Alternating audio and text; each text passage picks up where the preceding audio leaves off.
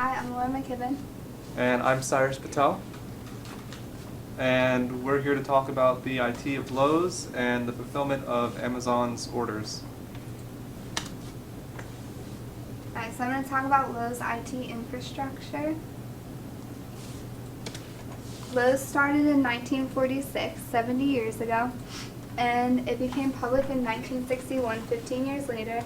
Started trading on the New York Stock Exchange in 1979, and the Lowe's that we know and shop at today was modernized in 1994. In 2012, Lowe's opened stores in Canada and Mexico, and currently Lowe's stocks over 40,000 products.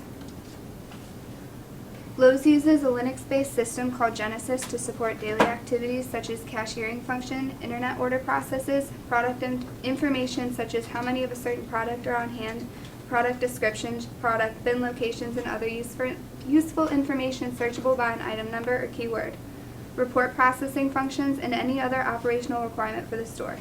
The main screen of Genesis is a login screen where each employee is given a username and a password that must be changed upon first login. Each user is given unique capabilities based on which department they were hired. Cashiers have the least functionality due to the fact that their jobs require nothing more than either running through a purchase or a return. Employees who work on the sales floor are given capabilities such as placing orders for out-of-stock products, entering new customers into the system, and tracking their departmental sales and customers. Employees who work as project specialists have the ability to access the system from outside of the store when they are on the job site. The assistant store managers have almost free reign on the entire Genesis system so that when they find themselves in a situation where they're the only available person, they're able to help a customer with no problem. Certain procedures done in the Genesis system require overrides, which are given only to managers so that they control manual discounts. The Genesis system tracks the purchase of each product and removes one from the product count each time the product goes through a complete transaction so that the quantity on hand remains as accurate as possible. It also determines how many of each product are purchased, so it determines the more popular items and less popular items, and it tracks when the customers last purchased an item. For reordering, it'll either place an order automatically for the items that the system deems the most popular, or it'll remind managers to reorder products when the stock gets low. In addition to having the Genesis system on the registers and the computers, Lowe's implemented an iPod system which helps those work on the sales floor answer customer questions quickly. Each iPod has the user log in with their sales ID and their password because the phones are only usable when the employee is punched in. Next, the employee must log into the Genesis system. Attached to each iPod is a scanner that will scan the product when the employee is in the Lowe's Small Enterprise Management Application, or SEMA. This application will display the product image, all of its information, the item number, the item type, stock or non-stock, products that are related, customer reviews, the location of the product in the store with a map option, and the quantity of the product on hand. As well as those devices, Lowe's also has special in-store machines that will help customers make purchases. The machines that require IT that Lowe's offers are wire cutting, glass cutting, key cutting, blind cutting, and paint tinting. Each machine, excluding the paint tinting station, requires a user to log in with a 4-digit password so that a customer cannot turn on the power equipment and cause damage to themselves. The paint tinting station only works due to the computerization that takes place. The paint department has their own IT employee who is an expert in the software that the machines use. With all the technology that Lowe's uses, they have an extremely strong IT team. Every store is visited at least weekly by a member of IT to ensure that all registers, computers, iPods, and in-store machines are running properly. The stores are assigned anywhere from 1 to 3 IT associates to deal with so that when an IT issue occurs, the IT employee will be familiar with the store setup and know if there have been issues in the past that are similar. Okay. Amazon started up in 1994 and went online in 1995. They actually started with having no warehouse at all. They would order straight from a publisher and then mail that book straight to the customer.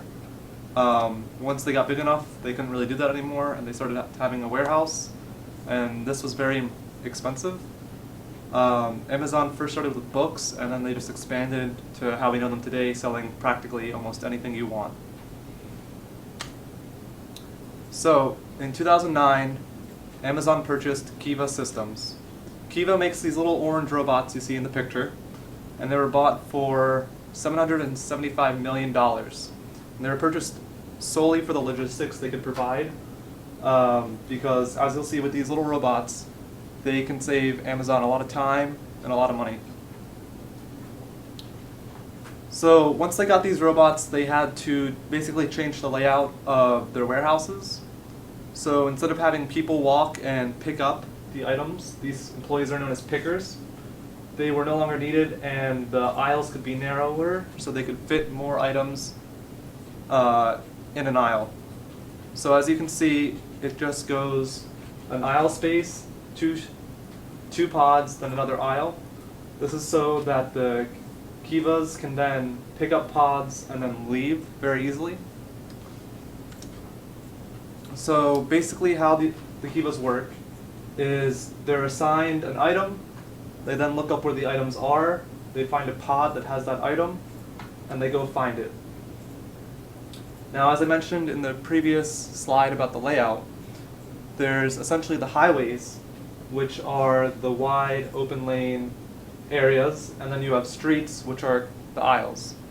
So it will tunnel to the pod, trying to use streets whenever possible so that the highway has as few Kivas on there as possible. Once it finds the item, it will simply pick it up, take the street to go to the highway, get onto the highway, and then get into queue for being picked off of the shelf. Once it is picked off, it will find a spot for the pod to be placed. This is based on how empty the pod is. If it's very empty, the pod will be placed in the back of the warehouse, where it is less likely to be accessed and it will take longer to get to because there are fewer items in the pod. And then once the pod is returned, the Kiva goes and takes a 5-minute break to go get recharged. And then after that, it is assigned its next order. So before the Kiva, warehouse cost about 10% of gross sales for Amazon, so a little over $4.5 billion. The pickers used to work 10+ hour shifts and would walk over 15 miles a shift. And they had very horrible working conditions, as it was very hard to keep the warehouses very well cooled with air conditioning. And several pickers would actually have heat strokes. They would only be able to hold about 15 million items per warehouse. And the fastest processing time for an order was an hour. And the average processing time for an order was 80 minutes. However, after Kiva was implemented, the fastest processing time was only 15 minutes, and the average processing time was 25 minutes. Due to the great reduction in time to process an order, Amazon was able to add same-day delivery to major cities, such as San Francisco. So as long as you order your item by noon, and you're willing to pay a little extra, you could get that item by the end of the day. So, by adding Kiva, they got a higher inventory density, allowing them to have more items. Amazon now has, per warehouse, 3.5 million unique items and 22 million items total. A great concern against having these robots was that it would eliminate jobs such as pickers. Well, actually, they increased jobs. Amazon actually had to hire 80,000 more employees.